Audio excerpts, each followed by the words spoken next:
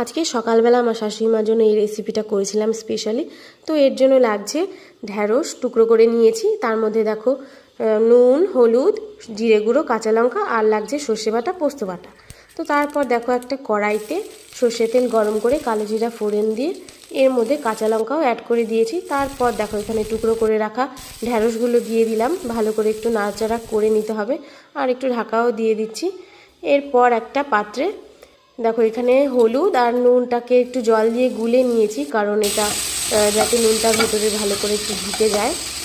আর এরপর এর মধ্যে দিয়ে দেব পোস্ত বাটা, এটা দিয়েও একটু নাড়াচাড়া করে নিতে হবে। তারপর দিয়ে দেব সর্ষে বাটা, এটাকে ভালো করে একটু নাড়াচাড়া করে এর মধ্যে জল দিয়ে 5 থেকে 7 মিনিট ঢাকা দিয়ে রাখলেই রেডি হয়ে যাবে আমাদের সুন্দর একটা রেসিপি। তো এটা গরম গরম ভাতের সাথে খুব ভালো লাগবে। ভিডিওটা ভালো লাগলে লাইক, কমেন্ট, শেয়ার করে আমার পাশে থেকো বন্ধুরা।